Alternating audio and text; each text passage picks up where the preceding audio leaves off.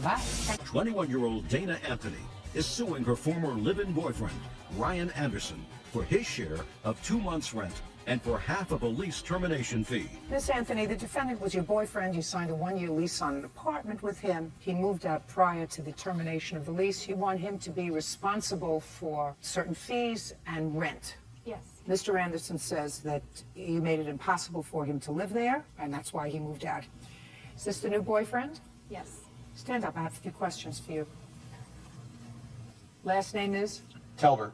Mr. Talbert, when did you meet Miss Anthony? First week of December, maybe a day before. And at that time, Miss Anthony, you and Mr. Anderson were sharing the apartment together. Yes. But you had already terminated your relationship. Yes. Now, Mr. Talbert, during the month of December 2008, how many nights did Miss Anthony spend in your home? Roughly 10 to 12 of those nights in my home. Thank you. You could be seated. Thanks so much. Okay. And this is Mr. Anderson's defense to moving out early and not paying you. He said that you had a 1-bedroom apartment and you elected to take the bedroom when you separated. I took the bedroom because I purchased all the furniture in the apartment, and when we broke up, we made an agreement that he would stay in the living room and I would get the bedroom. I said, anytime I'm not there, feel free to stay in the bedroom. I'm not there. It doesn't matter to me. Okay. Mr. Anderson says that he did just that. He didn't tell me that that was an agreement that you had. Was that an agreement? Yes, sir. Or ma'am. I did move into the bedroom. And when you came home and found him in the bedroom, you put a lock on the bedroom door. He did not move into the bedroom. He was never in there. Then, Mr. Anderson, your defense to this action is that she made it impossible for you to live there, which is why you moved out on December 31st. Tell me how she made it impossible for you to live there. Well, obviously, since we were no longer together, I was just basically when I was home trying to keep to myself, just kind of stay out of her way, leave her alone. And she was constantly flaunting, you know, that she had moved on, that she was with somebody else. You know, I obviously had no way of knowing if she was, but that's what was being said to me. There was an agreement about the bedroom. I did use it a few times, but it was a little weird, you know, still with her stuff being in there, but it was a room and her cats weren't in there, so I used it. And then I came home one day and I looked down and there had been a deadbolt installed on the bedroom door. And the only reason I had access to any clothes or anything for the weekend was because I had left a load of clothes in the dryer. Everything I owned aside from a load of clothes and my computer was in the bedroom. Why did you put a deadbolt? It was not a deadbolt. What was it? It was a regular lock, like Why? a bathroom door lock. Why? Because he was getting threatening, because he was jealous and he was insecure that I was out having fun and he was stuck at home. And he was grilling. Just a second. Miss Anthony, how did it make any difference if you put a plain old lock on the bedroom door? You weren't sleeping there anyway, most of the time. So why would you put a lock on the bedroom door? Why? Because he kept getting threatening and asking me and questioning me about where I go, what I'm doing, and when it's none of his business. But what difference does it make, Miss Anthony? Because he kept pushing the fact that he wanted the bedroom, and then if I had the bedroom, I should pay more. But then he wouldn't want to pay more if he had the bedroom. All right. Miss Anthony, I agree with him. By putting a lock on the bedroom door, you effectively, constructively evicted him from part of his home. And you can't do that. And if that's what you did, you have to take care of the rent yourself. And, I mean, it may have been uncomfortable and was probably a very good idea that one of you left. But the fact that you precipitated it by changing the rules and putting a lock on the bedroom door when you, in fact, said to him, you can use it whenever you want, whenever I'm not home. And according to Mr. Talbot, you spent the last half of the month of December at his home. So there was really no reason why Mr. Anderson couldn't use the bedroom and had to be relegated to the living room. And you changed the rules. You pay the rent. Obviously, it didn't stay locked. The case is dismissed. 19-year-old Preston Wamsley is suing neighbor Audrey Martinez and her son, 17-year-old Chris Rivera, for the cost of a Mitsubishi Eclipse. Preston claims Chris totaled the vehicle. You and the defendants are neighbors. This is Christopher Rivera. 17. Yes. And this is your mother. At some point, Christopher came to your house and asked if he could borrow your car. You knew he was 17. Mm-hmm. Now, is not an answer in court. Is fine outside here. You Yes, say Your Honor. yes, no, whatever. Your Honor is a nice touch. He said he needed your car so he could take his sister to school. Yes. But that was a partial truth. You know what that means? I'm not sure. It means it was only partially true, half true. A little piece of it was true. Some of it was a lie. You didn't just want to take your sister to school. You did something else with the car, right? Yes. What else did you do with the car? I gave my cousin a ride home. And after you gave your cousin a ride home, then what else did you do with the car? And I let April drive it. Who's April? Some girl. Was she in the car? Yes. I didn't get that part of the story. How did April get into the car? Because she was with my cousin. How old is April? 17, I believe. I want you to keep your voice up. You don't mind my yelling at him, do you? No, ma'am. Yes. And April wrecked the car. Yes. So, Mr. Wamsley, you expect Mrs. Martinez to pay for your car. Yeah, and I was under the impression that he had a license. I don't care whether you thought he had a license to drive race cars or drive a ship to the moon. You have no right to loan a car to a minor. None. Now, I read your complaint and you said, well, you thought he had a license because you saw him driving around in his mother's car. Mm-hmm. Yes. Well, Got his it. mother wants to be a jerk and let him drive around in her car. That's her prerogative and her problem. But how do you know that his mother gave him permission to drive around in her car? Maybe he was just driving around in it when she wasn't home. Is that possible? It could be, yes. Sure. Does your son have a driver's license? No, ma'am. You ever give him permission to drive your car? No. You drive your mother's car? Yes. Where's your mother when you drive her car? At home? Does she know you drive her car? No. See what I mean? As a matter of fact, if he was injured while in your car that you let him borrow, she would sue you and would have collected. Do you understand? When you're dealing with a minor, and he's a minor, he's a stupid minor, and he's dishonest, right? Yes. You do not do anything that would require parental permission, because when you talk in terms of minors, they are referred to as minors in the law because they're too stupid to make their own judgments. He's too stupid to make his own judgment. And you gave him a weapon. Was April hurt? No, ma'am. Anybody hurt? No, ma'am. You are a very lucky man, sir. You should go home and thank your lucky stars that somebody's suing you and taking your house away. Your case is dismissed. Bodies are excused. You may step out. Lori Abarca says former client Matthew Finch pulled his kids out of her daycare without notice. Matthew is countersuing, claiming Lori made a false CPS report. Mrs. Abarca, this is a pretty nasty case. According to your complaint, the defendant is the former husband of your best friend. Yes. What's your former wife's name? Stacy. Stacy. And they have 2 children. And you were providing daycare in your home for their 2 children. Correct. And subsequent to their separation, you took care of the children for how long? Approximately 9 months, from August of 2004 until April 1st of 2005. And then it is your claim that Mr. Finch, without cause, removed the children from your daycare. He did, in fact, give you 2 weeks' notice and paid you, according to what I've read here, for the 2 weeks' notice. Yes. But your claim is that Mr. Finch knew that he had an obligation to keep the children there, so you want him to pay for daycare for how long? I just want him to pay for daycare up until the date that their mother gave me the 2 weeks notice, because she was the only one that was able to make the daycare decision per Just their a second. court order. Just shh. Don't. Okay. On what date did she give you the 2 weeks notice? I believe it was May 12th. Okay. So let's deal with that part of the complaint first. Okay. You'll get into the incident because there's much more to this case than these few weeks. When Mr. Finch gave you the 2 weeks notice on April 1st and tendered payment for those 2 weeks, did you take his payment? Yes. So then let us deal with this issue swiftly. Okay. You're entitled to nothing. If you said to Mr. Finch, I'm not taking your money, it is my friend who is responsible for giving me the 2 weeks notice, not you, I would go on with that part of your lawsuit.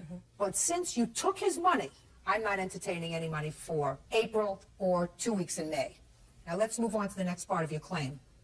The next part of your claim is that there was an incident on or about April 1st involving your husband and the defendant. And as a result of that, Mr. Finch called the state licensing board and made false allegations against you. Mr. Finch said what he reported to the state licensing board was true, correct? That's correct. The counterclaim that I have by Mr. Finch is that you called Child Protective Services complaining about Mr. Finch and alleging that he in some way inappropriately touched one or both of his children. That's the allegation. Right. So, did you in fact call Child Protective Services? I did. On what date? April 4th. And what did you tell them in this 4-4 report? I told them that his oldest daughter, Kiana, for the last month and a half had been reacting extremely badly when he would come to pick her up. She would start crying hysterically. She would run to the back around anybody, my children, my husband, myself, that she could get Is to. that what you told the state so far? Yes. What else did you tell them? And I told them that I felt that there was something going on at the house. I didn't know what, but I know that somebody needed to investigate it. When I did make that phone call, Stacy was right beside me, in full agreement with me calling, because for several weeks before... Don't tell me about Stacy. Okay. For several weeks before, I had spoken to Stacy and Matt about Kiana's behavior. It would be so bad at times that he would come to pick up both of the girls and have to leave with just Lexi, the little one, and leave Kiana at my home until her mother or her stepfather could come and pick her up because she wouldn't go with him. Shh. Okay. So I confronted Stacy about what was going on and told her that I was very uncomfortable with the way that Kiana was reacting and that I was very concerned that something was happening over at his house. No, she doesn't conclude that. This revelation, Ms. Abarca, that you had to call and make a substantive report to Child Protective Services did not occur until after Mr. Finch removed the children from your daycare.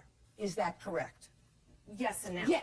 The first time that you called and made a substantive report, despite what you say you had been seeing for the last month and a half, is 3 days after he removed the children from your daycare. Yes.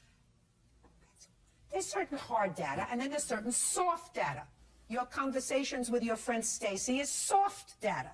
The timing of these events is hard data, which in my view very often suggests that you can make a leap with regard to things like motive. You get me? Yes. Good.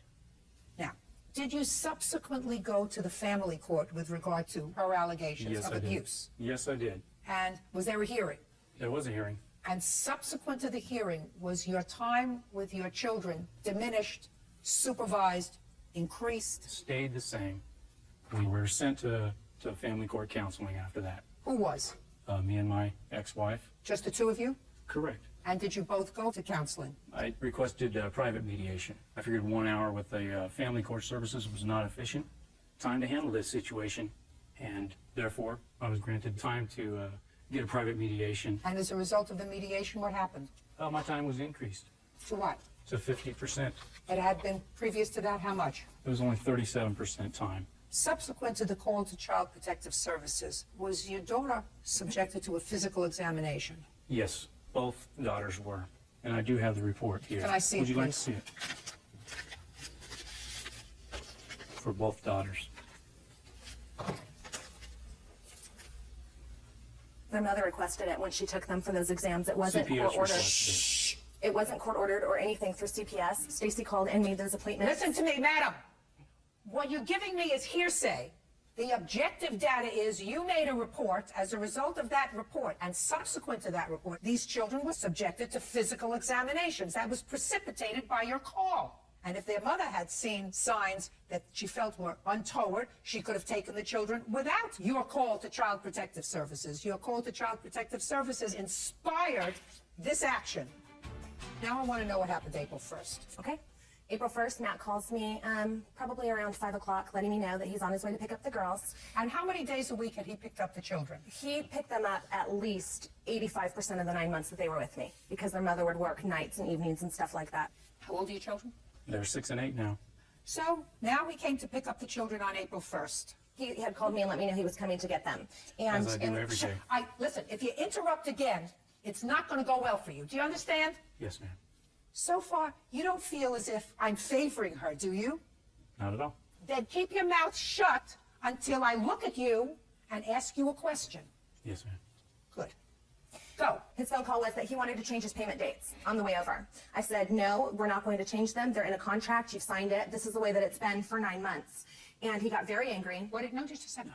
Did he tell you why he wanted to change his payment dates? No, he didn't. Okay. And you said, no, you can't. Right. If your friend Stacy had called and said, I'd like to change the payment date, what would you have answered her? I would have talked to her about it. Right. Which is what I tried to do with Matt. No, that's not what you said. You said absolutely not.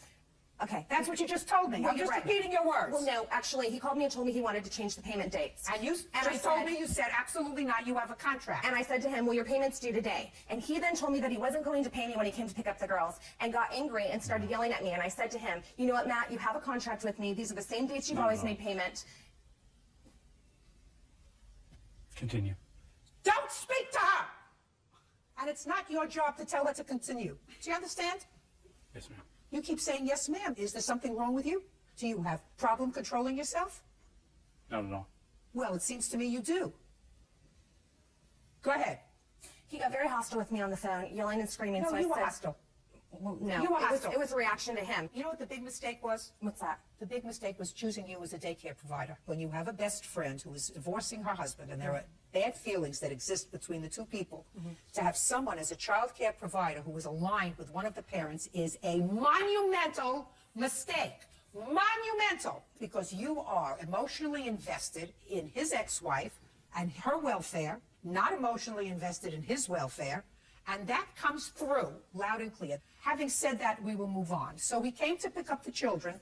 And what happened, Ms. Abarco, when he came to pick up the children? When he came to pick up the kids, my husband went outside to go talk to him because we'd had many, many incidences with his youngest daughter, Lexi, being physically abusive to our son. And it was just... This is the husband? This is my husband. What was he doing home? He was already done working for the day. What kind of work does he do? He's a forklift mechanic for Toyota. Let me understand this, Ms. Abarca. You sent him outside. No. You said you were inside with the girls. So your husband went outside to speak to him. Right. Well, you must have, when you got off the phone, said to your husband, he's coming over and he says he's not going to pay me.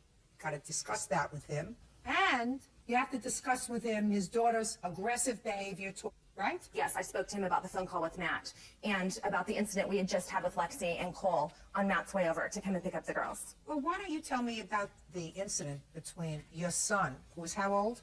At that time, he was 18 months old. And the daughter, who was how old? Lexi was 5.5. So why don't you tell me about that incident? I believe on that day, she pushed him down. She would pull his hair and pull him down. You know, just different little things like that that were constant. And I sat down with Lexi and I said, you know, Lexi, we've been having a lot of problems with this kind of behavior. What is wrong? Why is it that you and Cole can't seem to get along? What can we do to change it? And she says to me that her father told her that if there's something she wants or Cole does something that she doesn't like, then she can basically take matters into her own hand. If she needs to push him away from her or do something like that, that's what he told her. The 8-year-old daughter, Kiana, was there as well. Kiana confirmed that was the discussion that they had in their vehicle and also stated that there was a boy she was having problems with at school, and Matt told her that if he continued to bother her, she could go ahead and punch him. Where were you when this was going on with the 5-year-old and your 18-month-old? I was in my dining room. And where were they? They were in my living room, which there's a huge opening. Shh. That's not supposed to happen.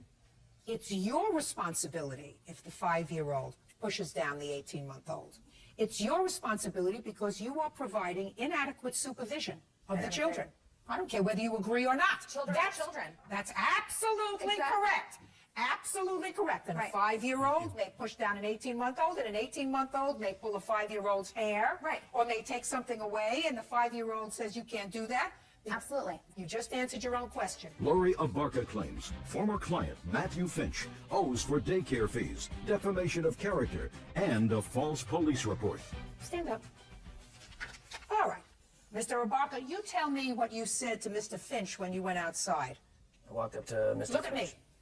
You walked up to Mr. Finch and said, He was still in his vehicle. I explained to him. no, tell me what you said. I said, Matt, there was a situation with the 2 kids. Lexi approached Cole, grabbed the ball from him, pushed it back into his chest, and then grabbed him by his hair and pulled him to the ground.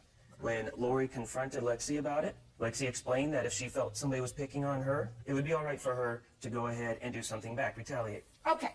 So your wife said to you that the little girl said, my daddy says that somebody is picking on me, then I have the right to do something back to them. Correct? Correct. And what did Mr. Finch say to you? He got out of his car, said he never said that, got into my face.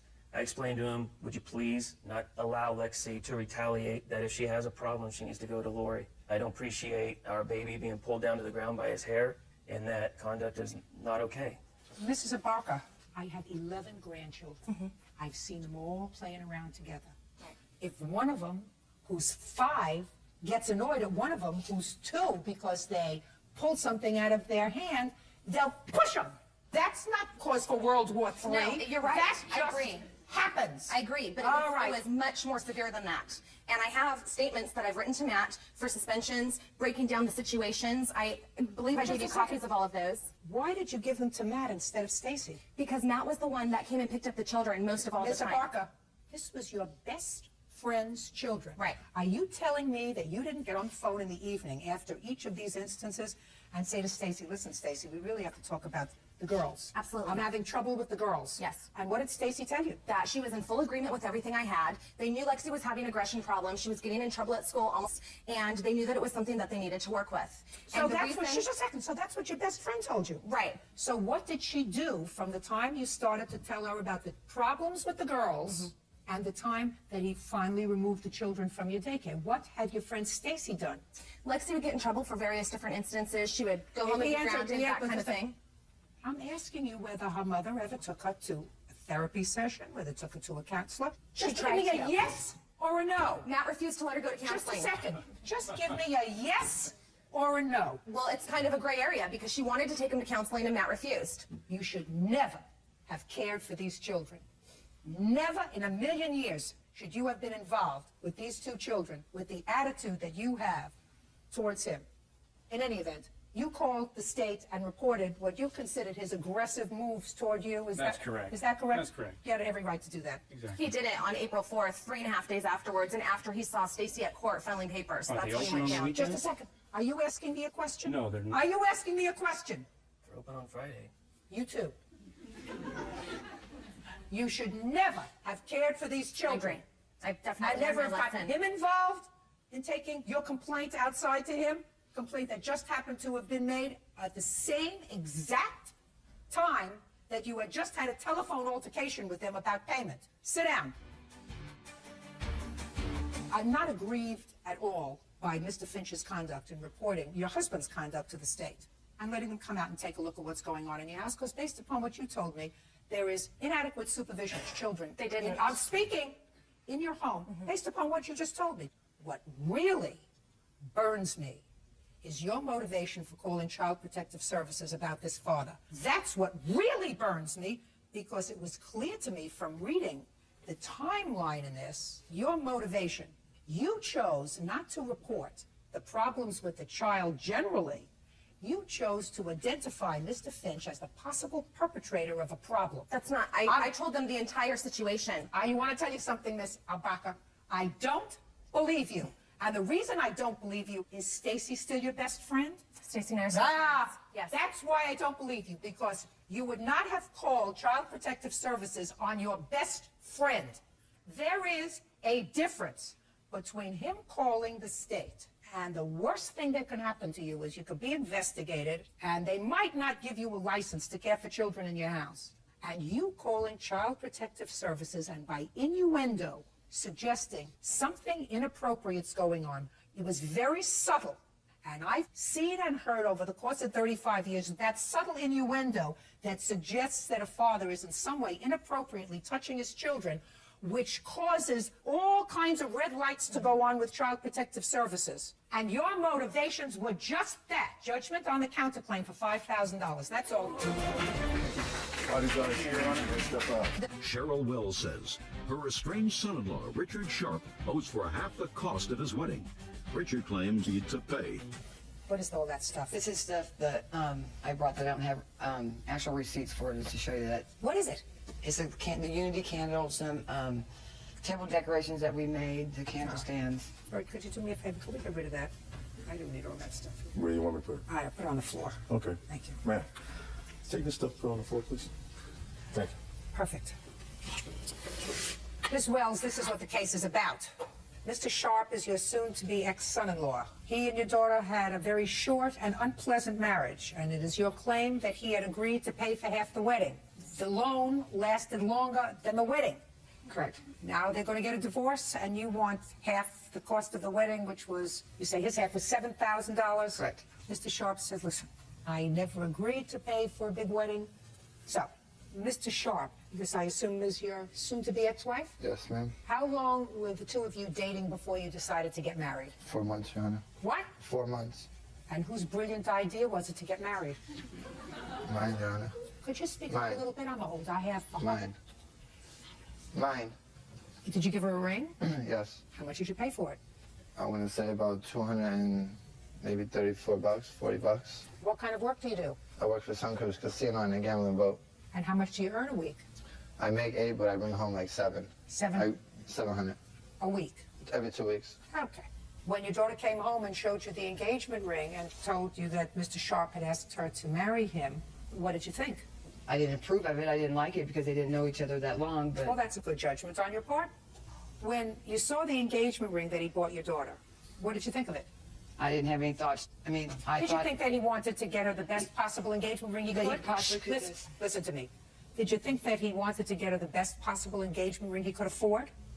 Yes, I did. And he spent $230 on the engagement ring, which was the best he could afford, right? That's what you thought. I didn't know how much it cost him. But it wasn't. We're not talking to you about the Hope Diamond here. No. Now, who wanted the big wedding? Richard did. Did you? Yes. Why? At the time, I was in love with her. Then, after we got married, Listen to me, Richard. You didn't take any snoozy pills this morning, did you? No, ma'am. I want you to listen to the question. Your mother-in-law says you were the one who wanted the big wedding. Is that true? Yes. Who was supposed to pay for it? She was. Your Honor. Shh. Why was she supposed to pay for a big wedding if you wanted it? So I Do you want to take a nap? No. Who is this? My stepfather. Step up here with him. Tell me your name. Frank, Your Honor. Frank what? Enoch. Mr. Enoch, do you understand my question? Yes, Your Honor. Okay. Miss Wells wants your stepson to reimburse her for half the wedding. Ordinarily, I would say, listen, that's ridiculous. Usually, it is the bride's family's responsibility to pay for the wedding. Your Honor. I'm speaking. My father and mother paid for my first wedding. They paid for my second wedding. And then my father said, the next one's on you. However, you see, I'm having trouble communicating with your stepson, sir, because I'm not quite getting the fact that he's wrapped too He's tight. nervous, that's all. He doesn't look nervous, Mr. Enoch. He looks tired. Are you nervous? Not really. I can try harder. I don't think you'll be able to make me nervous. Do you understand what I'm saying I to you, Mr. understand what you're Enoch? saying. So Miss Wells says he's the one who wanted the big wedding. I don't know why. It's usually the bride that wants the big wedding. You didn't want a big wedding? No, ma'am. Step up here with your mother. Why did he want a big wedding? He had a whole bunch of friends? When he was working at the car lot, he was inviting people he didn't even know that would come and make a payment to our wedding. I want you to tell me what happened when you started to discuss the cost of it. We sat down, and me and my mother explained to him, we don't have this kind of money. We don't even know these people. If it was, if it was some people he knew, then fine, but he didn't know these people. So what did he say? He said, well, I think they should come anyway, and I'll pay for half the wedding since it's mostly my people that I want to come. Is that what you said? No, ma'am. How many people were at the wedding, Mr. Sharp? There's about 120, 140. How many people were at the wedding? 73. Of the 73 guests, how many were his family and friends and how many yours? 60 of them was his. You mean you had 13? Yeah, because we not from Florida. 60 were his family and friends. Yes. And 13 were your family. Is that right? Correct. Is that correct? No, ma'am. How many were your family and friends? My family was 5, and there was maybe like 3 or 4 friends of mine. Your Honor, I have the wedding pictures. I also have the kind of people that you're dealing with. This is public record. I don't need to see the kind of people I'm dealing with. I just have to try to figure out whose responsibility is to pay for this fiasco. The fiasco What is these correct. pictures? Now, let me take a look at the wedding pictures. Miss Wells, is this your only child? This is my only daughter, yes. This is your only daughter? Yes. You should go around the desk praying 3 times, get down, kiss the floor, and say, thank God she got out when she did. You're correct. I agree. Because you don't have any children with him, do you? No, ma'am. But for the grace of God, you could have had a grandchild fathered by this guy. No, thank you. I agree with you. No, thank you. Really, Unless, no, he's hiding, thank you. unless he's hiding something from me that I don't see. Well, you're not missing much. Okay, who's in this picture? Can you see it from there? Yes. Who is in this picture? That's me, Jack, Bill, Terry. Who are they? Friends of mine. Friends of yours? And the one guy, Jack, I Just a used to second, work you for said him. 3 or 4, so that these are the only people at the wedding that were your friends? There might be a little bit more, but other than that. Who are these people? That's my stepbrother, and that's her stepfather. Okay, so you got a stepbrother here. Yes. Was he in this picture too? No, ma'am.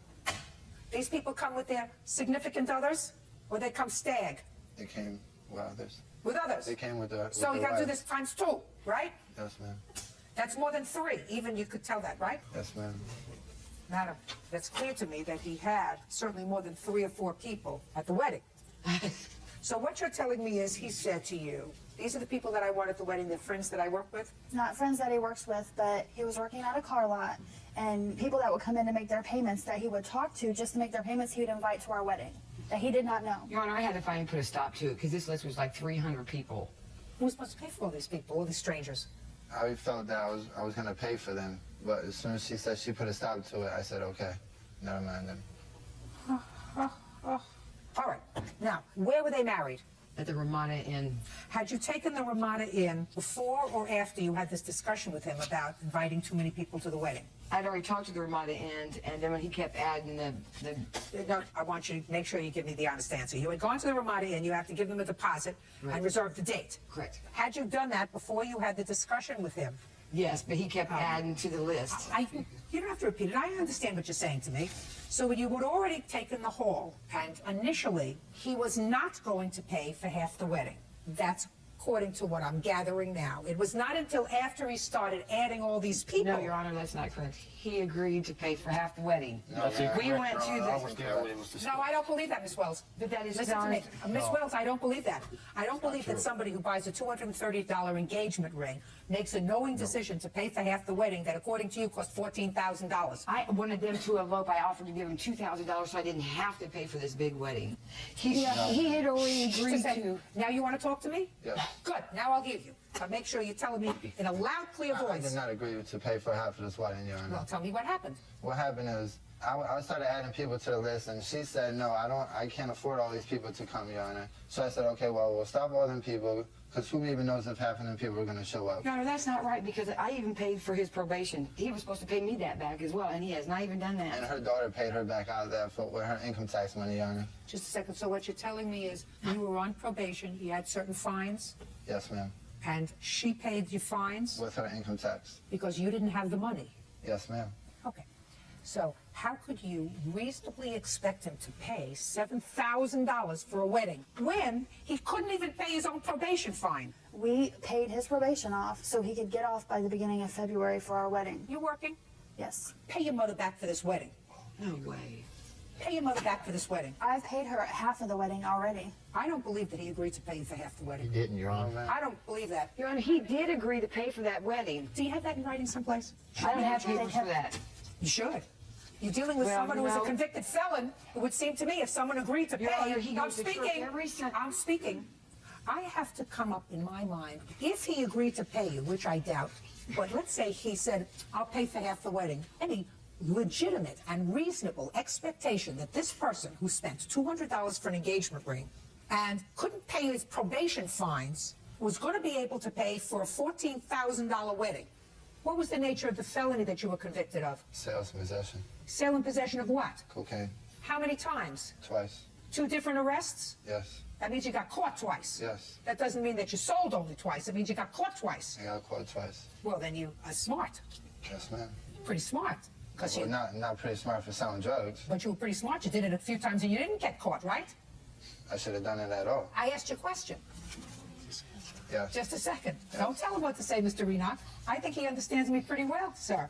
I think he's keeping his cool because I don't think that with this kind of act, this young woman would have said yes to this proposal. Can I say something, please? Go ahead. He goes to church every Sunday. We thought that he was reformed. I mean, you're supposed to give everybody a chance. And that's exactly what we did. We believed him. And the reason that the wedding was ended is because he moved in with his girlfriend that he had before we were married. No. Your Honor, this lady, my soon-to-be ex-wife, she thinks I am sleeping with this girl, Melissa, okay? Me and Melissa ain't together. Ma'am. She would not sleep with me because I am married to this young lady here.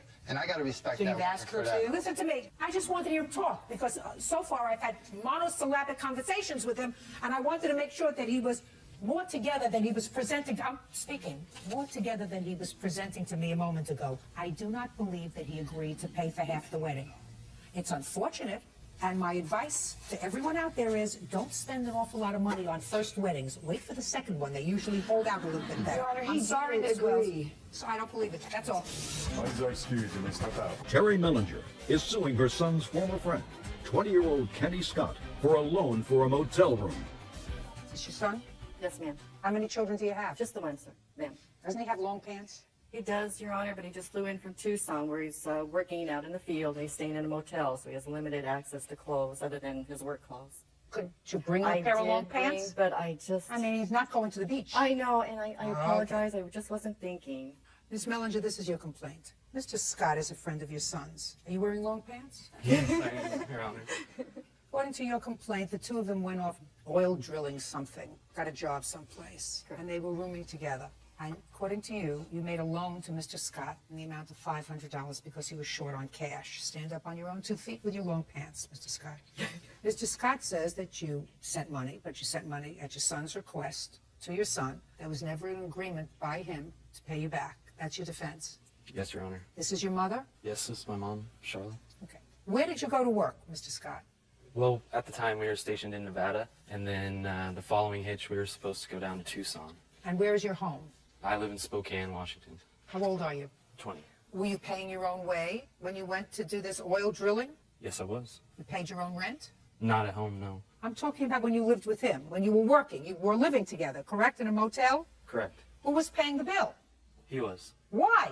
Because I was unemployed before that, and we agreed that we would split the motel costs after I got paid, and I hadn't got paid until 2.5 weeks into the hitch. Okay, and once you got paid, did you give him back the money?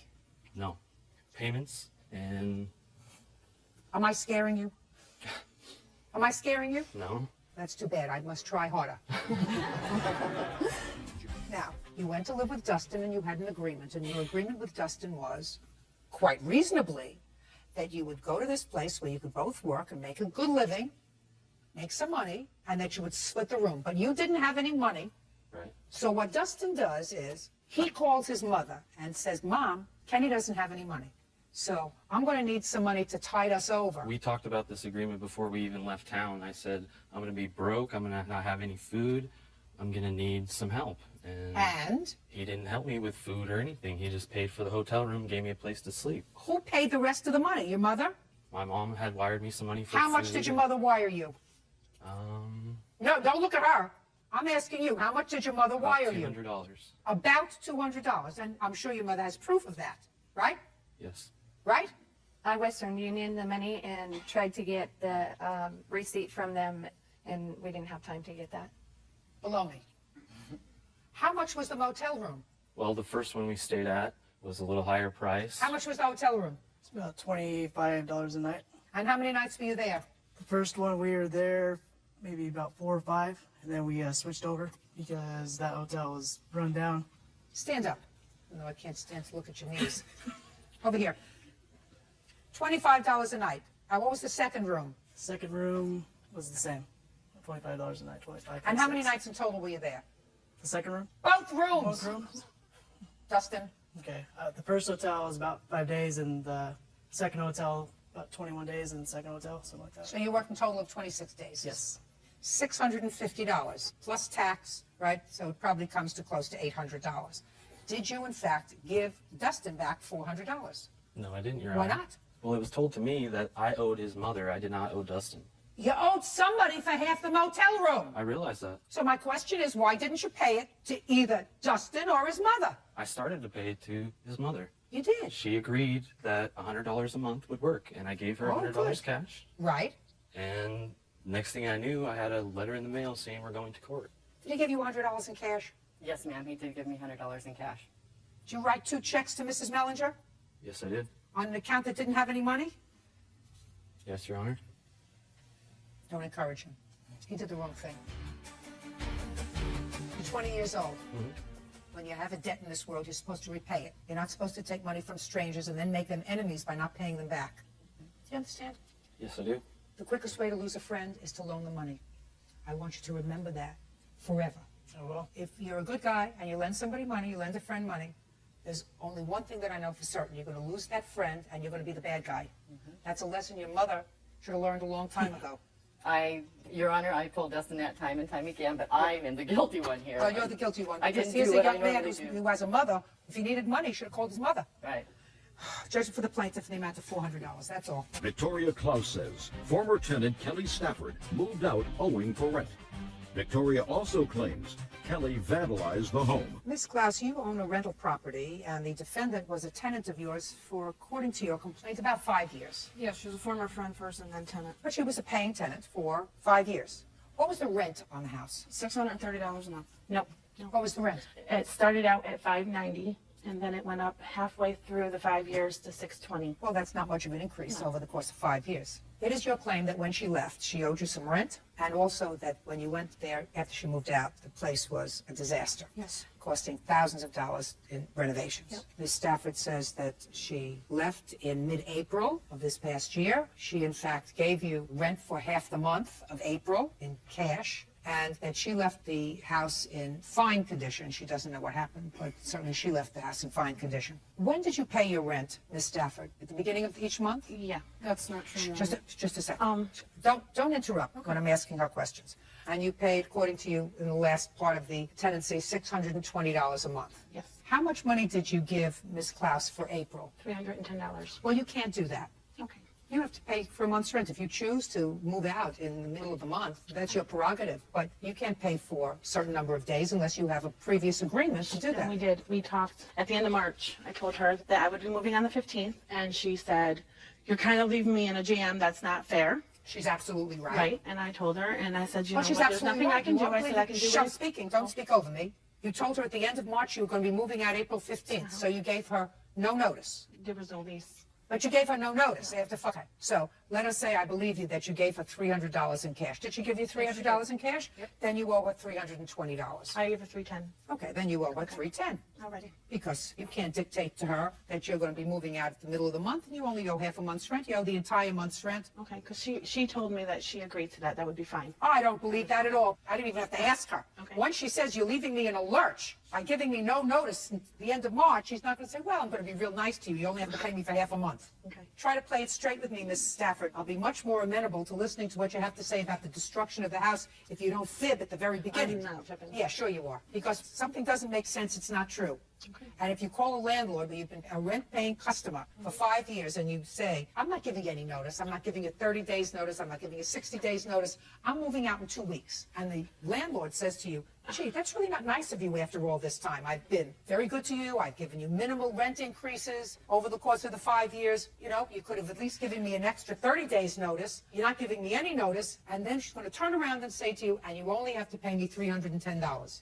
Ridiculous. Your Honor, she came to me in the beginning of March and told me that she would be selling the house. That's when I started looking for a place to live because I didn't want to be left out without a place to live. Listen to what you're saying to me.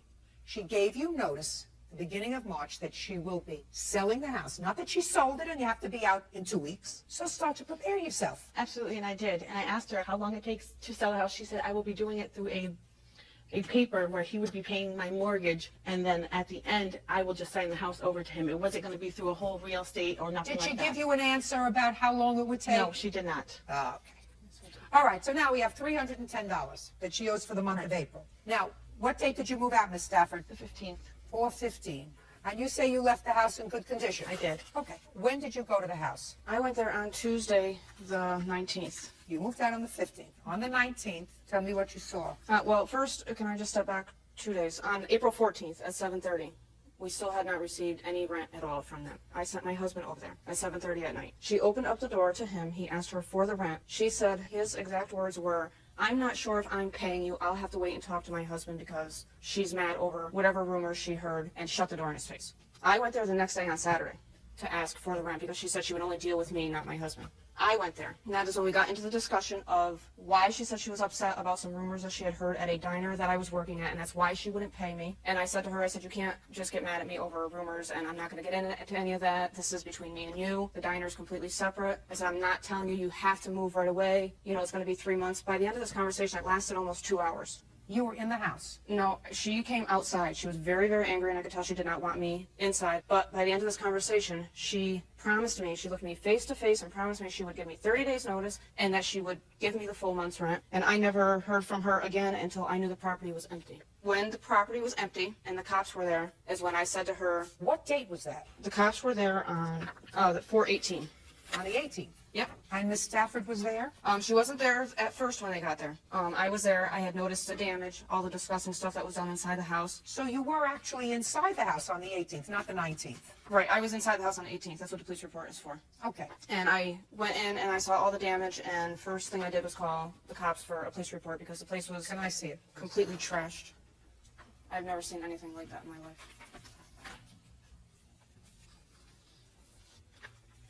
Okay, so she did in fact pay the $310 Right. because that's what she told the police they would do, and she also agreed to clean up the mess, Right. according to the police. Okay, did she clean up the mess? No, she didn't. She had told me that she would come the next day on Wednesday. She got out of work at, I believe it was 5 or 6. She said she would come over then and help me herself clean it. I said, okay, I'll be over here cleaning anyway. Go ahead and come over. Well, she never came, never showed. I didn't go home till I think like 6:30. She called me and said that she wouldn't be able to come because she had car trouble. I said, okay, you know what, if you want to call me another day, I'll gladly go back over there with you. I don't want anybody there now while I'm not there because of what's already been done. I don't trust anyone else there. But I will go back over there with you whenever you want to clean. And I have not heard from her since to do it. Do you have photographs of what Yes, I do. I have photographs, I have estimates, I have a video. First, let's take a look at the photographs. Would you like the video too? In a minute.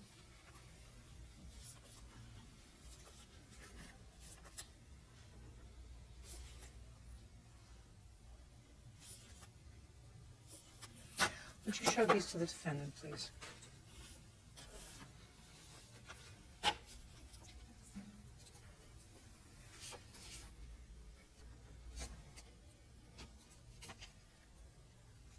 Funny. I'm not finding anything funny. Go ahead. All these attic pictures and all these basement pictures. Yes, maybe some of these are stuff that was left from behind. I'm talking about the refrigerator, the garbage. No, we put the garbage out. A lot of this stuff came from the attic that her brother destroyed, and it was from a ton of stuff was left up in the attic that I couldn't even use. I'm not talking about the attic. Let's Okay, not talk well, about the that's attic. Let's talk pictures about of the this. kitchen. Let's talk about the stove. The stove wasn't hers, and it was broken. She knew it was broken. What about the garbage? The garbage is not all mine. Whose is it? Which came from the upstairs in the basement that she packed up. Are you kidding me? You said... Shh. Refrigerator in the freezer? No. Hmm? No.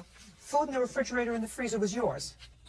Yeah. Well, The dirty stove inside If was there you. was a Shh, listen to me. The stove was used by you for 5 years? no, it was broken. So you didn't have a stove for 5 years? No, not the oven part. The top of it worked, yes. There was a fire at the bottom of it.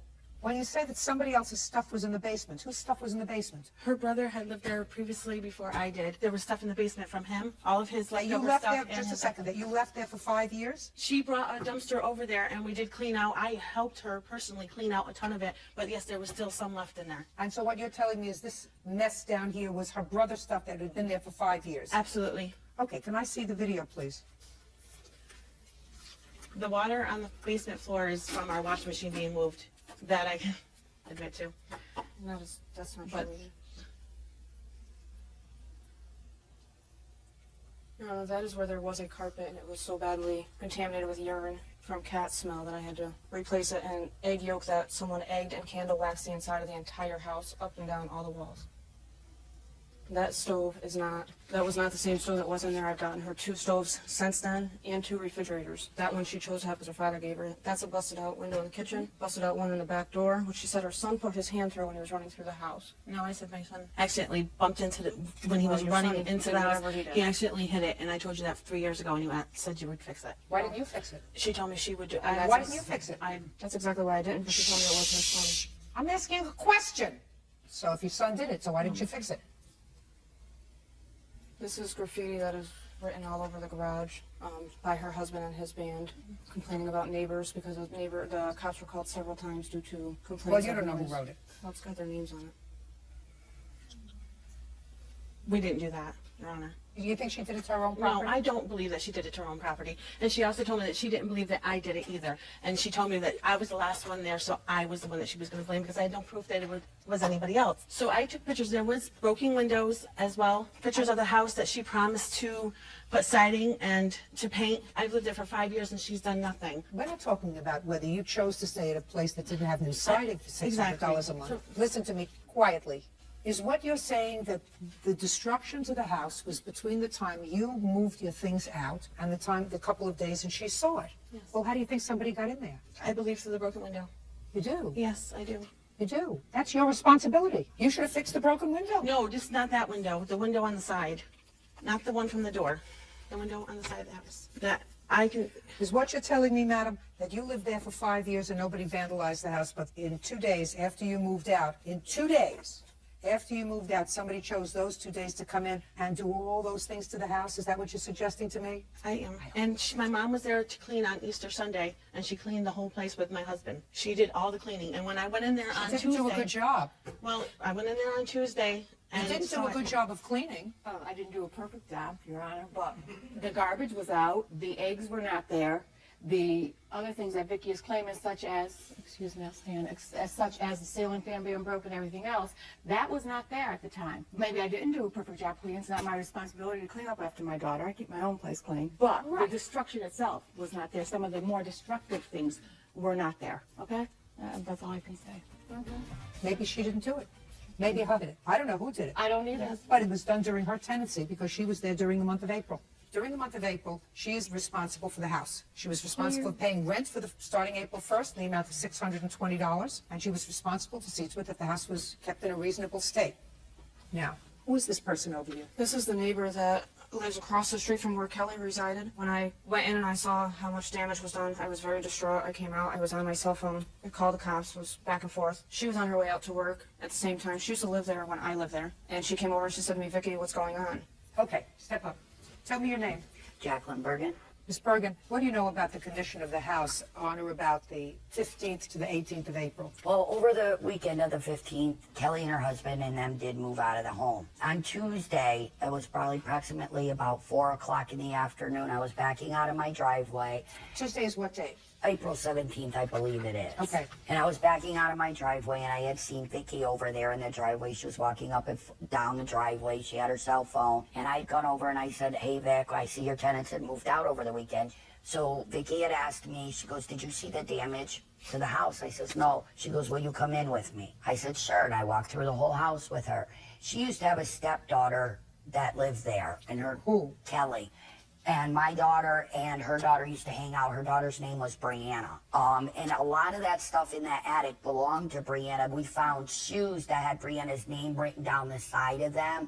School papers. There was pictures in the attic of Kelly and Chuck. There was CDs from the band that her husband had upstairs in the attic. And this was on the 17th? On the 17th. And I'm the one that went through and took pictures with Vicky. And then on the back porch, which there is a picture of, she says all the garbage was removed. It might have been removed out of the house, but it was put onto the back porch and left there. There's empty Budweiser boxes. There's bags of trash. And then on Wednesday, me and another girl and Vicky were all over there cleaning. And then that's when Alta came over too and started in with the cleaning. And she said that Kelly would be back that night to help us. And Kelly has not been over there since. Okay, thank you. Judge Judy? Yeah. I did call her and tell her that I would like to give her her keys back and do the walkthrough and leave her a message. What date? This would be on Monday because Sunday was Easter. 17th? 16th. But she said the 17th was Tuesday. No, 17th was Monday. 17th was Monday. So on the 17th, you wanted to do a walkthrough, but you hadn't taken. I called her. No, I had called her. I had my mom and my husband was over there on Sunday, on Easter Sunday, taking the garbage out. The garbage was to be picked up on Monday morning. I don't know if I was not there. So I don't know if all the garbage had made it out on Monday morning. I called her and left her a message. She called me back and left a nasty message on my phone on Tuesday saying that the cops were there and everything, and I can play it if... I don't need it. Okay. At least some of the stuff that was upstairs in the attic belonged to Brianna. It belonged to her brother. It didn't belong to any of her relatives. I believe her. She has absolutely And her son, spent the night in my house every weekend. She can contest that. She knows that my house was not dirty, and I was... Listen to me. I think that you left the house a mess. Okay. I think that there was a lot of messy stuff left there. And I also think that either you, your son, your husband, or whatever did some nasty writing on the wall. There's no question in my mind that that happened. Now, that isn't worth thousands of dollars. That's worth a good cleanup. And if you had, at the time of your tenancy, had a security deposit, that security deposit probably, or should have been, something like 2 months' rent. So at the time that you started, your rent was $590. Is that right? Yes. $1,180 plus the $320 that you owe her. If I may show you just estimates as to what the damage Listen exactly to me. is. When you rent a house to somebody, you have a responsibility. Your responsibility is to see to it ongoing that there isn't the kind of damage that you claim exists over 5 years. And you're not going to wait until the end of the tenancy and say, I want new carpeting, I want new appliances, I want the place freshly painted. You have to do that. That's what an owner does to their property. But certainly someone who leaves the apartment should leave it broom swept, clean, and in reasonable condition. I'm not talking about new carpeting, cleaning the carpeting, doing anything like that. And you have to be a little vigilant, because if what you say is that she was a friend of yours, you should have been in that house more frequently at the end of every year to see to it what was done. And you can't tell me now, after 5 years, that you want a whole redo on your house, but you're entitled to have it left clean. Judgment for the plaintiff in the amount of $1,500. That's all, Steph. Carolyn Doyle is suing her ex-boyfriend, Matthew Peterson, for a loan to fix his teeth. Matthew says he helped Carolyn fix her house. Miss Doyle, you used to live with this gentleman. How long did you live with him? Matthew and I started dating July 4th of 1999, and he lived with myself and my children off and on for a total of about 2 years. 1 year, then moved out, then moved back in for a year, then moved back out. And during that time, which we'll pinpoint better later, you claim that without your authorization, he forged your name as a co-signer to a loan for some dental work that he wanted. I don't know if he ever signed my name. He did open an account and took out a dental loan using my social security number, and it shows up on my credit record as Okay, but you never signed it. No, I did not. Well, so somebody signed your name to it. I never saw the documents, Ron. Okay. I assume he has the documents somewhere in his pocket. In any event, he didn't pay the loan. Correct. And it's negatively impacted on your credit. Correct. You no longer are together, and you want him to pay the bill. Correct. Smile pretty, Mr. Peterson. What was wrong with your teeth? 2 porcelain crowns in my front teeth, and both of them were fractured. And So it was cosmetic work. more or less, without them though, I just have 2 posts there, Not attractive, but clearly you could live that way. I suppose. Now, when did you want to replace these 2 porcelain crowns? I was living with it cracked for probably about a year or so, and then in the process of chewing gum, it completely broke off one afternoon, and I was left with just the post that goes under the crown, my real tooth, and it was somewhat of an emergency at that point. You know, the following morning, the dentist squeezed me in. And Now, were you and Miss Doyle living together at the time? no. Were you still seeing each other Yes. exclusively? Yes. Any reason why you weren't living together? We lived together when I owned my condo, and I wanted to flip that into a single-family home because I have 3 kids, and I wanted him to have a nice home with a backyard in the neighborhood, and he didn't agree with my decision to sell the condo. I was buying it on my own. He wasn't buying it with me, but he disagreed with my decision to sell the condo and buy the house. So when I Well, sold... just my own curiosity, why? I think he thought things were fine the way they were, and so why move? Okay, so that's when he moved out, but you still continued to see each other. Correct. So now the dentist squeezes you in August. Yes, ma'am. I'm listening. Okay, I went to the dentist's office in the morning upon looking at the other front tooth that was fractured as well, so they said we have to take care of both of them. I couldn't cover it on such short notice, so they said, well, you can go ahead and apply for this in-house credit we have here, which I did, was denied. They said, do you have a co-signer? At that point, I called Carolyn from the office, and she said, yeah, here's my number, here's the social security number, and I'll be back. You know, I'll have to go down there and actually sign the document at a later date, which I don't know if that ever happened or not. And they proceeded with the work, and that was it. Why didn't you pay the bill? I was making monthly Now, payments. now you're looking at your shoes.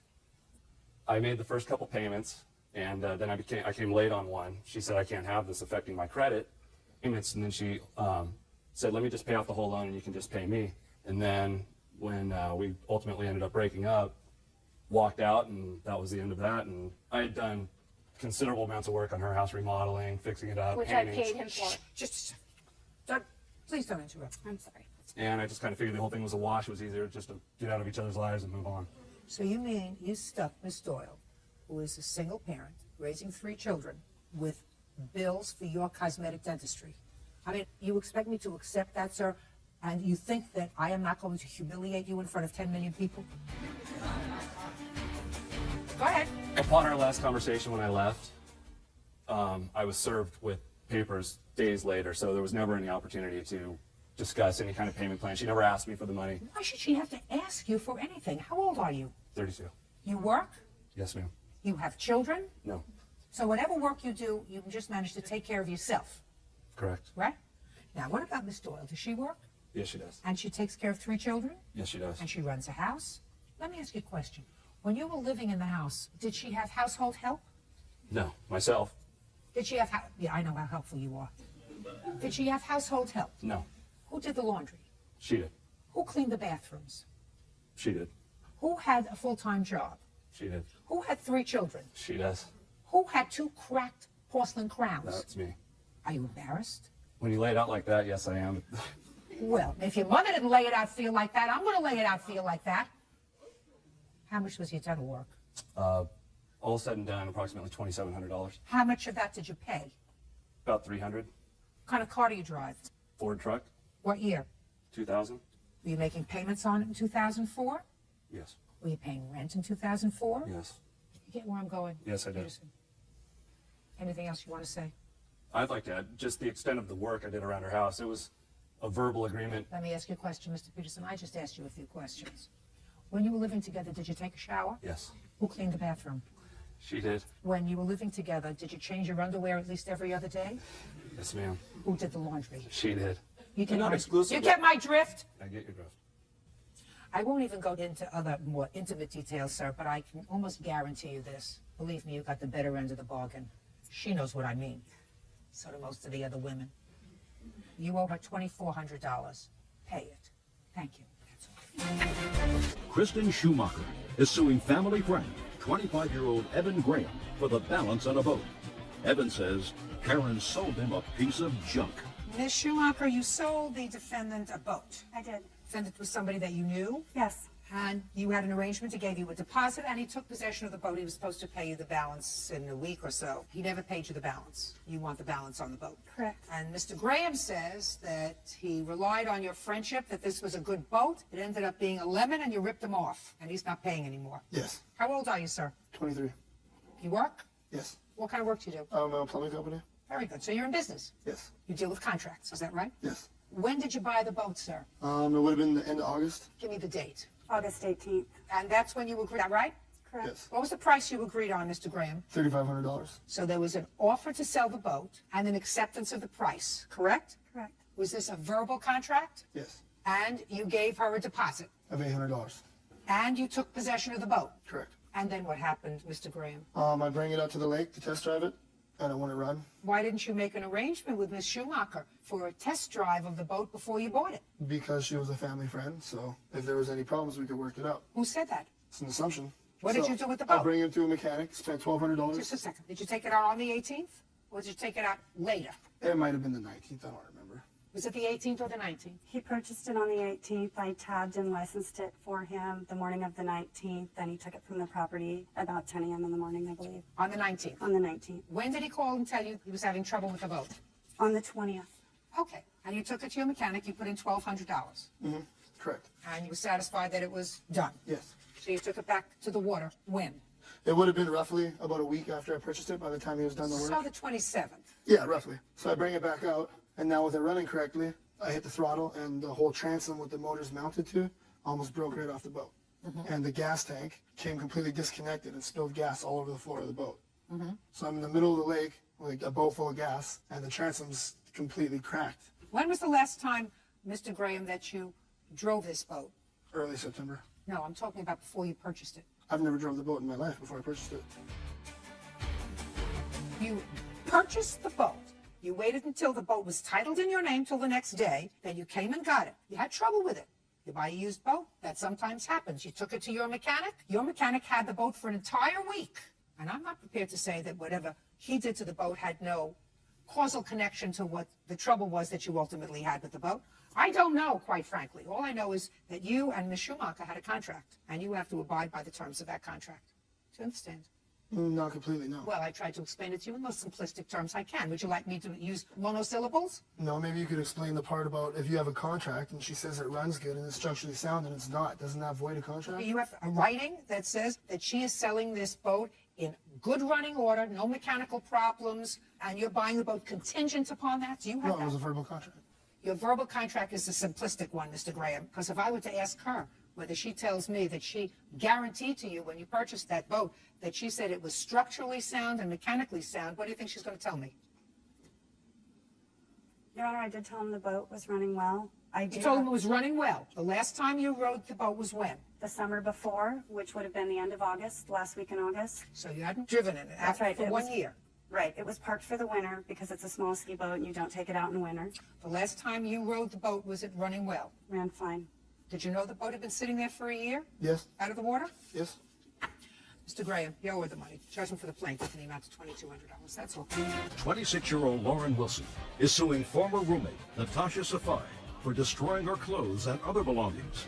She is also seeking the return of 1 month's rent. Miss Wilson, the defendant was a friend of yours, and there came a time sometime last year that she invited you to come down to Florida to live with her. For whatever reason, you decided to take her up on that offer and move to Florida from where? Salisbury, Maryland. The understanding, according to you, was that the first month she would forgive the rent, Right. and then you would be able to get a job, start paying your share of the expenses. According to you, you got down to Florida in November. It was the first week in November, yes. And according to you, at some point in November, you gave her a check for $175. No, it was cash. Cash. For $175 for next month's expenses. In anticipation of December's rent, yes. When did you give that to her? I think it was about the 11th or the 12th of November. Is that correct, Ms. Safari? Yes. Good.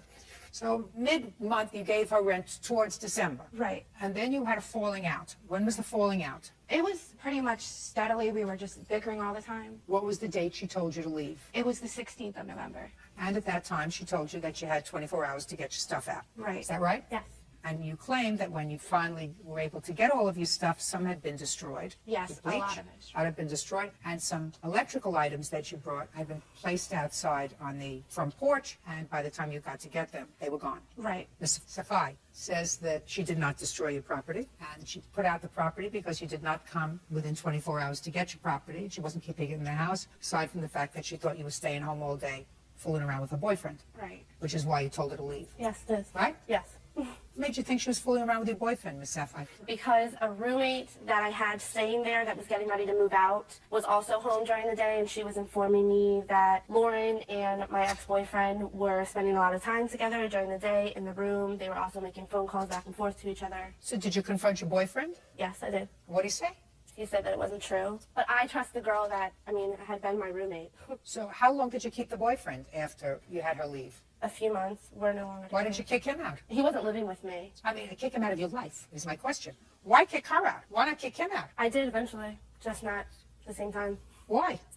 Because a good man nowadays is hard to find? What is it? Well, let me tell you this, Miss Safai. You cannot give her 24 hours to get out of your house. She gave you $175, which according to both of you went towards rent. She then becomes a tenant, whether she's on the lease or not. She's your tenant. And unless there is some action that is dangerous to your health and welfare that she's doing in the house, like selling drugs out of your house, inviting people over there that are destroying your property, you don't have the prerogative to say to her, under the law, you have to get out immediately. So that's one thing. So A, you have to return to her the $175. B, you put her stuff out on the porch. What did you put out on the porch? I put her clothes and all the rest of her stereo system, all the stuff that she had brought, I put outside. You can't do that. Well, I didn't destroy her stuff like that. I have my witness that was with me when I put the stuff outside, and it did not look like that when I put it outside. Well, then you didn't take good enough care of it, madam, because then somebody else did it, and it's your fault. You can't put her stuff outside and place her stuff in a position of either being stolen or destroyed or vandalized by other people. You can't do that. So I don't care what your witness says. Once you put that stuff out, having no right to put that stuff out because she's a tenant in your apartment, you are responsible for anything that happens to it. That's it. Not a hard case. Judgment for the plaintiff in the amount of $383. That's all. $383? $1,383. Thank you, Your Honor. Letitia Anthony claims store clerk Paulette Orozco pierced her teenage son's nose without her permission. This belongs to a friend. He's visiting. I thought you would like to see her. Is she sweet? Miss Anthony, this is your son? Yes. It is your claim, Miss Anthony, that the defendants owe you a whole lot of money because one of their employees pierced your son's nose without your permission. And you are how old, sir? 14. You have a place in the mall? Yes. And you know that you're not permitted to pierce anyone who's a minor without parental permission? Yes. Who did the piercing? That would I be did. you. How old are you? 18. 18. How long have you been working at the store? About 5-6 months. Did you start to work there when you were 17? Yes. Are you related to the owners? Just employee there. How did you get the job? One of her friends that works there recommended me because I used to work with her. What special training do you have to be a piercer? Not any. Nothing. Well, who taught you how to do it? She did. You mean you don't need any special training? Basically what we do is pierce ears and sometimes nose. Do you have a license for piercing? I don't think we need a license, no. What else do you pierce other than ears and noses? Only two. Only ears ear and noses? Yes. Why don't you pierce any other parts of the body? Oh, that's against the law, that's what I know. Because that belongs to body piercing, we're not doing ear piercing. Well, your ears are part of your body and your nose is part of your body. Last I looked. Who are you? I'm her son. So the piercings that we do, it only requires a gun. So we don't do the ones where you need a long needle. So only the nose and the ears are capable of a gun. I could think of some other places where you could use a gun. You can, yeah, technically you can, but it's But not, I've it's heard not very that. safe. Okay, sit down. Okay, here are the facts that we know. Your son, who was 14, Yes. speak up, Yes. went to their shop and lied to them, right? You lied. No. Well, sure you did, because they knew you were underage, and you kept telling them that your mother gave you permission. No. No. You mean you just walked in there and she pierced your nose? Yes. Is that right? No. No, I don't believe that for a minute. I don't believe that for a minute, young man. Who did you see when you walked in? The young lady right there. And what did you say to her? Do you pierce noses here? And what did she say to you? Yes. I asked her how much is it. She said $5. So I got it done, and then I left. And? And I went home, and my mom got mad. Okay. Bird, do me a favor. This baby wants to go back inside. But you take the baby inside. Don't hurt the baby. You know how much I love dogs. Come on. There's a soft side of him. Okay. Let's get... You mean this young lady didn't say to you, how old are you? No, not at all. Did you ask him how old he was? Yes, I did. And what did he say? He was 13. And what did you say to him? That he needed a parent or a guardian that was responsible for the piercing. And what did he say to you? He said that she was buying some other stuff around where we work around the mall. Put your hand down, Miss Anthony. And what did you say to him? I told him that I needed to see the mom and make sure that she was responsible for the piercing. So he left and he came back. And he said, like, it's fine. And he brought the money. And I'm like, okay. And I told him, I need your mom. He said, she's around here. She said it was okay that you could do it. So I went ahead and pierced the nose, and then he left. And by the time, well, at the end, I didn't see the mom. Okay. Did you know that wasn't the right thing to do? Yes. So why did you do it? I thought the mom was there. Well, that was clearly the wrong thing to do. Yes. Right? Right. Okay. Step up here. Show me where you had your nose pierced. Turn around. I have pictures. I don't need any pictures. I see his nose. Sorry. I don't see anything. Show me where. I took it out. Well, I know you took it out, so I don't see it anymore. It was on the left-hand side. Well, it's all gone, right? Yes. Your mother made you take it out, Yes. right? Yes. Did she get very angry with you? Yes. What'd she do? Take it out. And you took it out. Yes. Step back. Now, Miss Anthony, the employee did the wrong thing. Yes. Why do you think that's worth $5,000? Explain that to me. I mean, she had no right pissing. I didn't give her permission to do anything. Agreed. You don't understand what I'm saying? I But, agree. mean, No, just a second. I understand English, and I understand your statement that you didn't give permission. Right.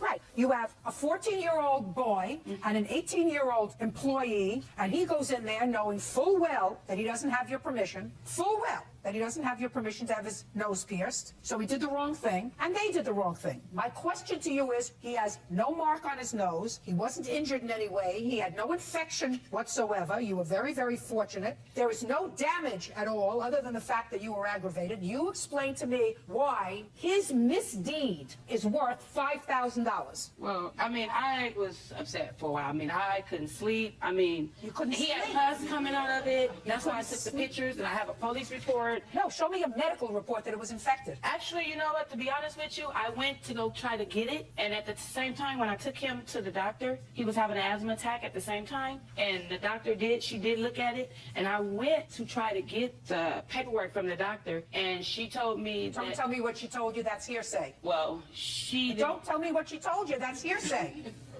Miss Anthony, you're not following me, madam. Not everything is a lawsuit. Yeah? Yeah. So what I'm saying to you is, what makes this non-injury to your son who did the wrong thing. She didn't chase him in the mall with a piercing gun and pierce his nose. No, she didn't. He went in, listen to me.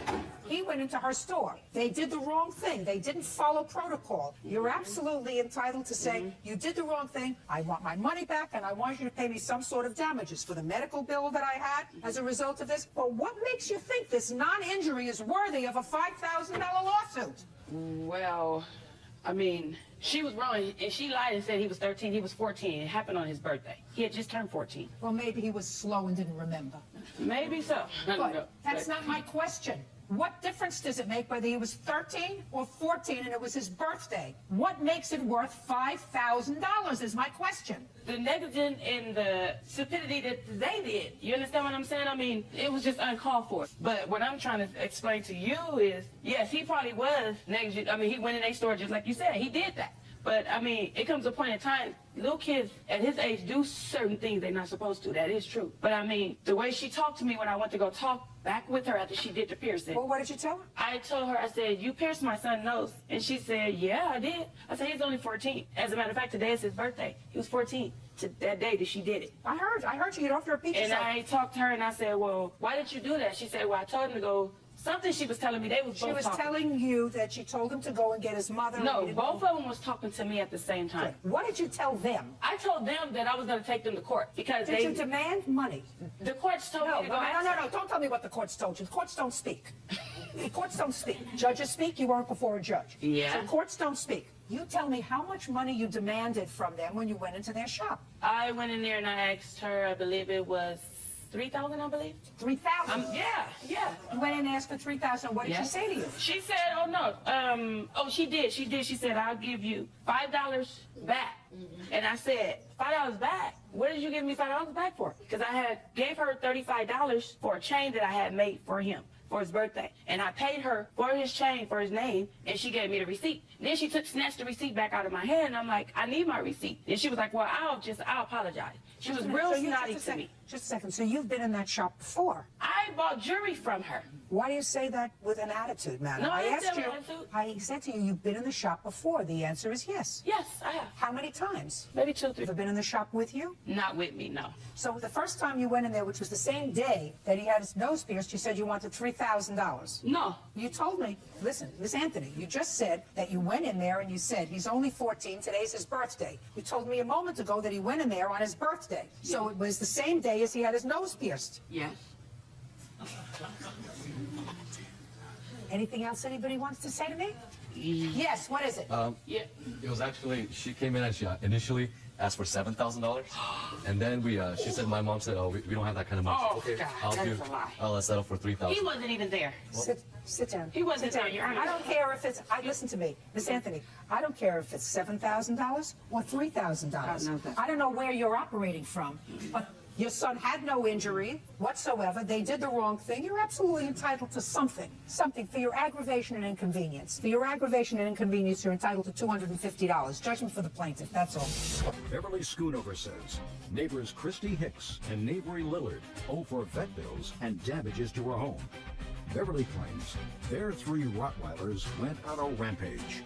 Ms. Schoonover, according to your complaint, 3 dogs that were running loose followed you into your home, attacked your home, trashed your house, and injured your dog. Those dogs you claim belong to the defendants. That's correct. And you want them to compensate you for all the damage that was done to you, your medical bills, your house, and your veterinary bills. The defendants say they were on vacation. They don't know what happened. Right? You were on vacation? Yes, ma'am. Well, my niece was attending a beauty pageant in Chicago. I don't care what you were doing. You were gone.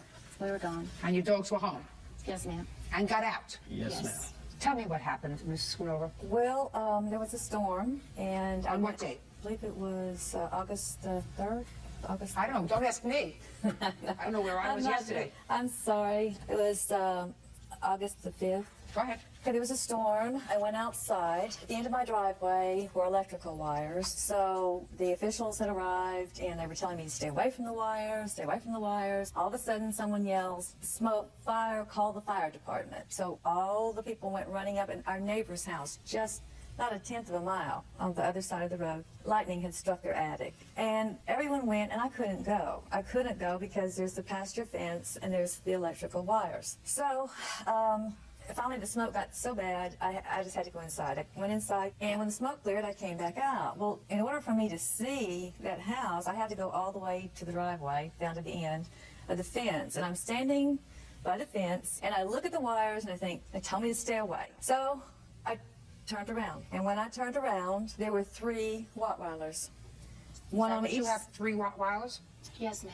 Go ahead. One on each side of me and one in front of me. The 2 on each side were females. The one in front of me, I didn't want to deal with him at all. I looked up this way, there was no one to yell for, and I would not scream that loud with those dogs that close. I thought about the wires, but I would have to turn to get through them, and I wouldn't turn my back on 3 large black dogs. No way. They were up to here. No. So I couldn't stand there pinned against the fence. So I started walking toward my home. I had about 100 yards to go. I just decided I've had enough of these dogs. I've had to drive through them all the way, all through the winter. They would be laying in the road. These same 3 dogs? These same 3 dogs with 2 little dogs would be laying in the road. I mean, many times I've had to stop. They wouldn't get out of the way. So you'd seen these dogs before? I had seen them before. Do you know where they lived? No, ma'am. How far from your house had you seen them? 2/10 of a mile. Do you know where the defendants live now? Yes, I do. How far from the defendant's home had you seen the dogs? 2/10 of a mile. You live 2/10 of a mile from where they live? Actually, I live 4/10 of a mile from where they live.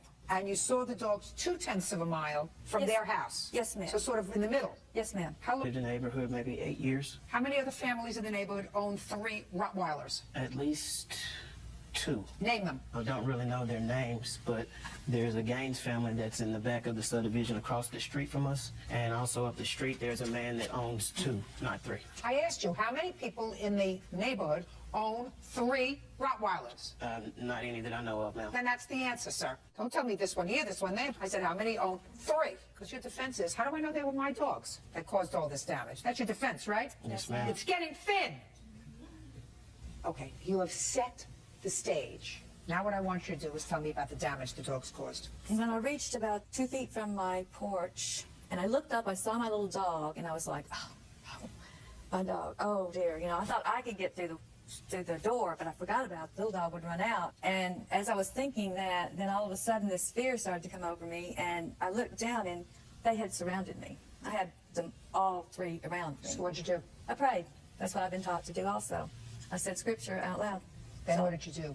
Then when I finished the scripture, I emphatically did this, which they broke, and they ran up on the porch. And the porch is too small for me to get, couldn't get between those dogs and all that. So what did you do? I ran down to the road. At that time, another policeman had pulled up. I summoned the policeman, he summoned another one, they summoned another one. It took 3 policemen with nightsticks, pepper spray, in the dark, trying to get those animals out of my house. They got in your house? They were, yes. They destroyed my bedroom. They used my couch for urinary purposes. It smells terrible. What happened to your dog? Oh, when we found him in the house, they finally got the dogs out. We found him in the bathroom, and he had like a tear right here. And he wasn't moving. He was panting very gently. And so I slipped him up on a pillow like that. So I sat outside. The pepper spray was so strong, you couldn't stay in the house. So while I'm sitting on the porch waiting for them to decide how to take me to the vet, I look up, and down the driveway come the Rottweilers. Here they come back again. So I had to grab my little dog, run back in the house, call the sheriff, tell them where they were, do all that. So we got to the vet finally. The policeman took me to the vet. Dog okay now? Oh, remarkably. Okay. I see items of clothing there. Yes. What is that? Well, because of the wires and then the rest of the tree fell and all this, it was like 2 days before I could see my dog. They didn't really think he was going to live. So the first time I got to see him after the surgery, I had to sit on the floor. Oh, I see. So that's blood stains from your dog? Yes. Okay, I didn't know what that was. That's, how much in damage was caused in your home by these dogs? It was over $2,700. Okay, can I see please what the photographs you have? Okay, who's going to speak? I will. Make it fast. On the night of the fire that she was talking about, which was August 6th, I have pictures from where the storm had knocked the trees down and caused our gate to open. Our dogs were picked up by the animal control in our yard. The Miss Schoonover's statement had stated that she was outside letting her dog use the restroom, and the power line was blocking the trees or whatnot. But Could I have your defense, please?